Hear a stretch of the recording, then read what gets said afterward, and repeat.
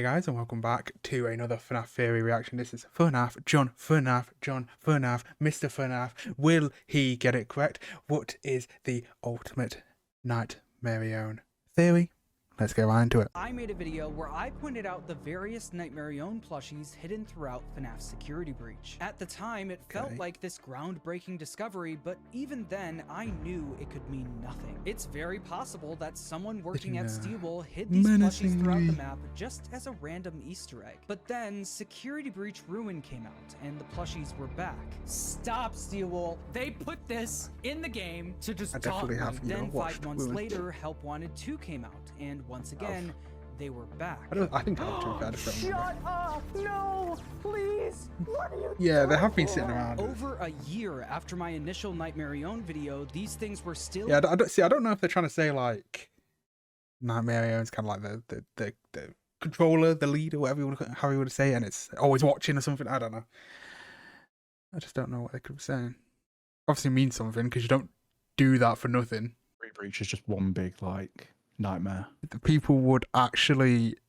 Or what if it's like a camera way, like the same way Fredbear was used in FNAF 4? It's definitely something where it's like either watching or like control or something like that, controlling something or something like a high power basically. But popping up in every new FNAF game Steelwool put out, until 2 months ago when we got Secret of the Mimic. To my surprise, there are no Nightmarionne plushies in the game. But that's the thing. There are no Nightmarionne plushies in the game. During the part of the game where Jackie is chasing you, she noticeably gets more and more broken as time goes on. By the end of the chase, she looks like this. Her nose is gone, she has black tears streaming down her face, and if you look closely, you can see black stripes have now appeared on her arms, just like Nightmarionne. Not only that, if you happen to get jump scared by Jackie, you can literally hear I'm hearing him. jump scare sound playing in the background.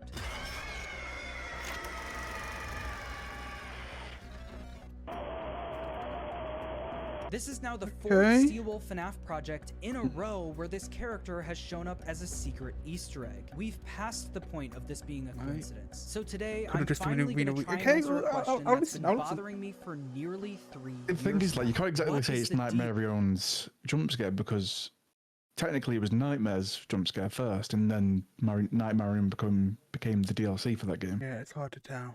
But I'm hearing him. I'm hearing it. I think Nightmarionne had something to do. We'll just let's see what he has a theory about. Let's answer a question that's been bothering me for nearly 3 years now. What is the deal with Nightmarionne? Let's get started. One of the weirdest things about all of the Nightmarionne imagery showing up in the modern games is that Nightmarionne is technically not a canon character. The first time we saw Nightmarionne was in the Halloween update to FNAF 4 in 2015. And in a very rare post from Scott Cawthon, he actually straight up said that the Halloween edition of 10 years ago.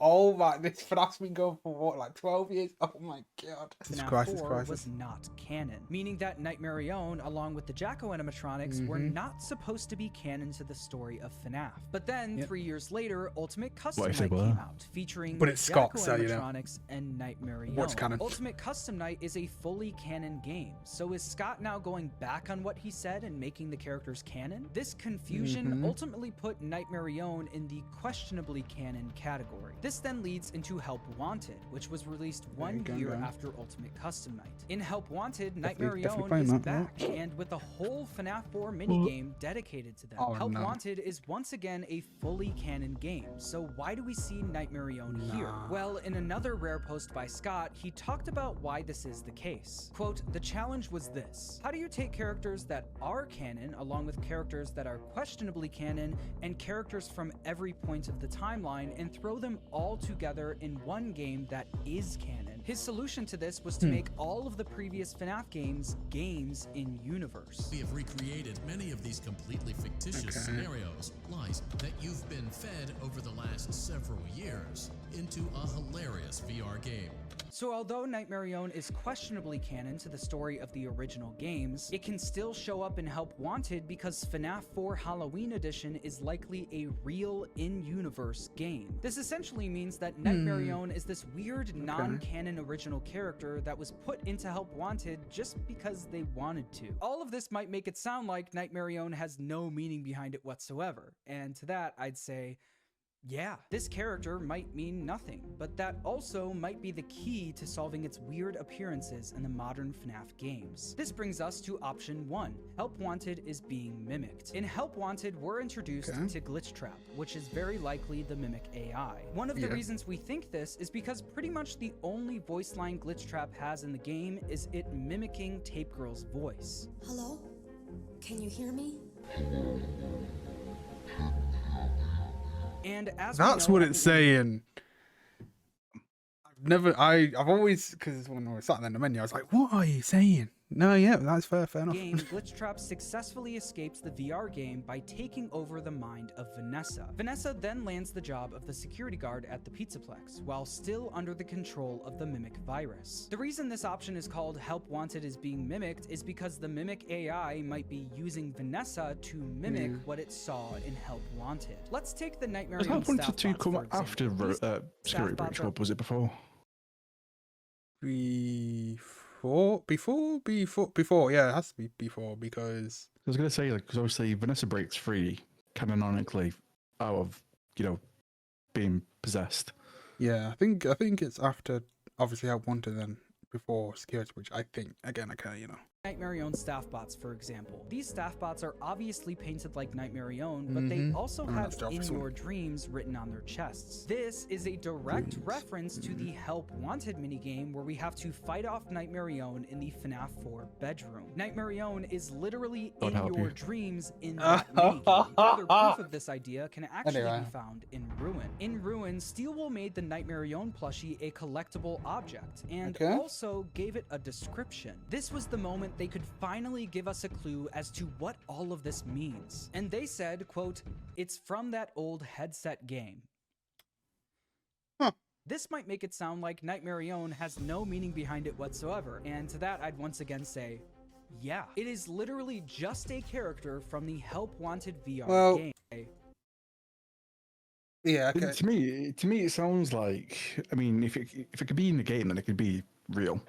Yeah, it is literally just a character from the Help Wanted VR game. Need more proof? In the utility tunnels under the Pizzaplex, you can find several secret rooms that are hidden behind gates. If you end up upgrading Freddy and opening the gates, you'll find that these rooms are physical recreations of the mini-games from Help Wanted. We have the Plush Baby minigame, the Curse of Dreadbear DLC, and the Build-A-Mangle minigame. These rooms could once again be the Mimic AI using Vanessa to mimic what it saw in Help Wanted by literally building the sets and recreating the characters it saw in that game. I think that's pretty straightforward. It's just the Mimic virus using Vanessa to mimic what it saw. That then brings us to option 2, which I like to call, it's probably more complicated than that. While it's true that Nightmarionne is just a character, quote, from that old headset game, that doesn't mean it's not important. It feels to me that this character is symbolism for something in the modern games. The Help Wanted is being mimicked explanation could have been the case when Security Breach first came out, since we know that the story of that game was all over the place. I had a very specific story in mind, and it is very different than the one that got in the game. So even though Nightmarionne could have meant nothing, but maybe if he told Steelwool what the story was, but Scott and Steelwool might have decided to make it mean something in future games. But even in Security Breach, Nightmarionne is shown to be very important. In one of the most lore-heavy rooms in the game, the Sticky Note room, you can find Nightmarionne staff bot heads all over the ground. Also, the Nightmarionne collectible can be found in a secret room in the Endo Daycare inside of a golden present. Only 7 other collectibles in the entire game can be found in golden presents. All 6 of the golden plushies and the Fredbear singing show poster. Also, in the server room, you can find Nightmarionne staff bots and wires that look like the puppet's arms. All of that is just in Security Breach. Since then, the Nightmarionne plushies and staff bots have returned in Ruin, Help Wanted 2, and Jackie literally turned into Nightmarionne in Secret of the Mimic. To explain what I think Nightmarionne means now, we need to go back to a theory I made 2 years ago. 2 years ago, I made a theory where I said that the story of the modern games is very similar to the Silver Eyes trilogy of books. I was so confident about this theory that I actually shared it with Scott Cawthon himself on my live stream. I'll say this, Scott.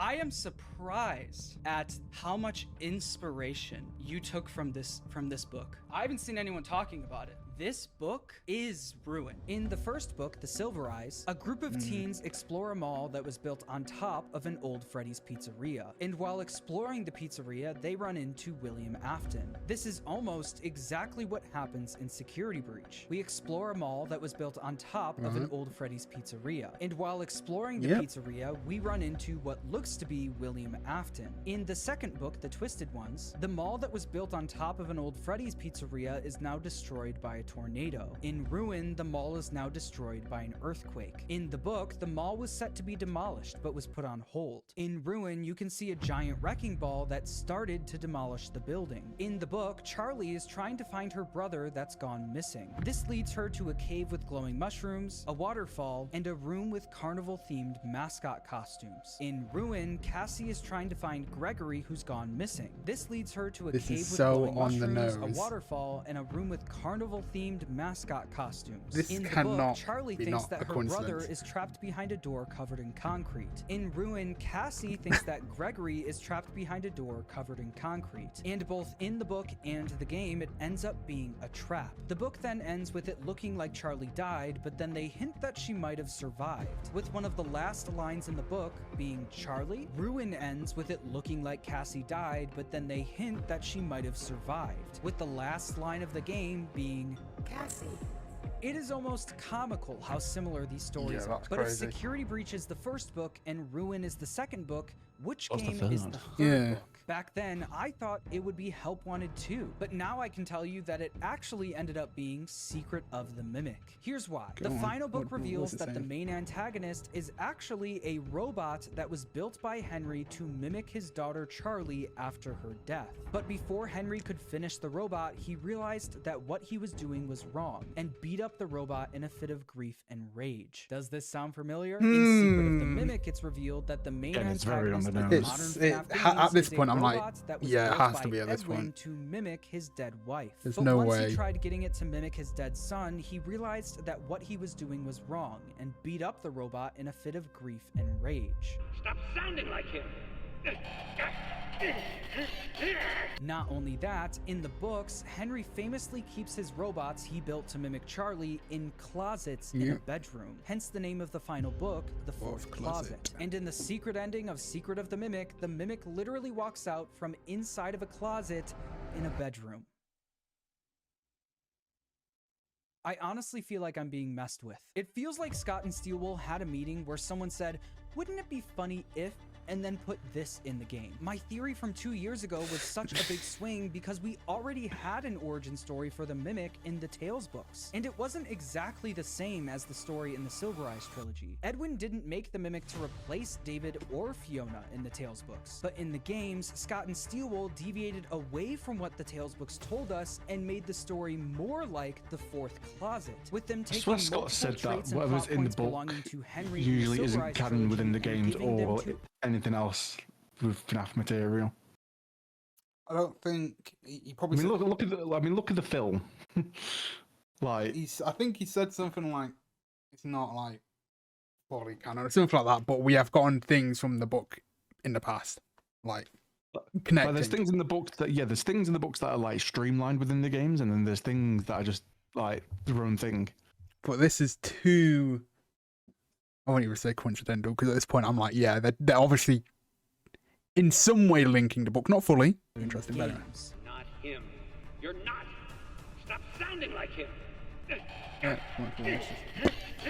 So how does this connect to Nightmarionne? Well, I think Nightmarionne is representative of the Mimic. In the Fourth Closet, we learn that the Charlie robot that he beat up was made alive by the rage and agony he poured into it. Quote, I was not Charlotte drenched in grief, I was made alive with Henry's fury. And I think a similar thing happened in the games. Edwin beat up and poured his agony into a robot that was built to mimic his dead wife. And one of the big things that was introduced in the games about Fiona was that she was a puppeteer. I heard you were a puppeteer, and I wanted to record your voice. Oh, well, yes, used to be. I think this could be the tie to Nightmarionne. The Mimic is an agony-filled robot that was originally built to mimic Fiona, who was a puppeteer. This might be why Nightmarionne, an agony creature taking the form of the puppet, keeps showing up all over the modern FNAF games. While looking for more connections between Nightmarionne and the Mimic, I came across this video by Tetrabit Gaming. In the video, he goes through stuff found in the game files of Secret of the Mimic. It's important to point out that scrapped content in the game files is not canon, so take this with a grain of salt, but it turns out that just 1 month before the game was released, not only did Jackie's jump scare have the Nightmarionne sound effect playing behind it, every single jump scare in the game had the Nightmarionne jump scare behind it. The mascots actually use the Nightmare Staff Bot jump scare sound Definitely effect take from that as a grain of Security salt. Breach. But, you know.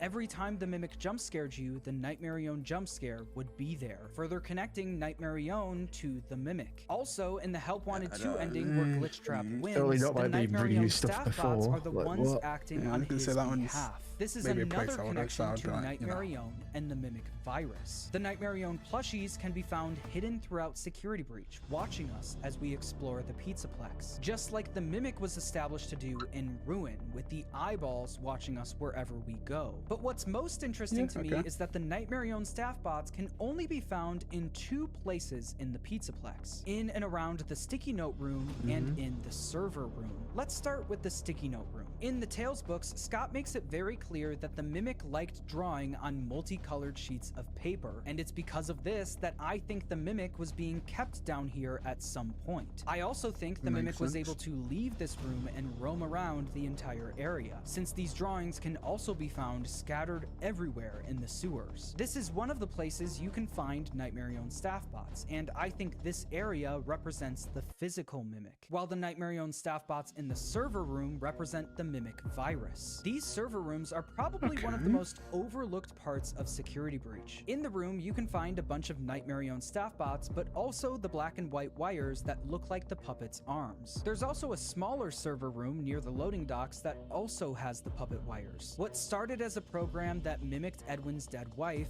a puppeteer, is now decades later infecting everything in the Pizzaplex. I think it's interesting to point out that both rooms also have these giant tubes on the ceiling which look suspiciously similar to the tubes of molten metal found in MCM. Maybe the Pizzaplex is also being powered by molten metal just like in Secret of the Mimic. Or these are just big orange lights and it's just a coincidence. Maybe that's a theory for another day. One thing that could also be the case is that Fiona created the original design for the puppet. At the end of Secret of the Mimic, we see on Edwin's computer Access Alt Fazbear designs and Access Puppet designs. And Jackie's music box uses the same song as the puppet's music box from FNAF 2.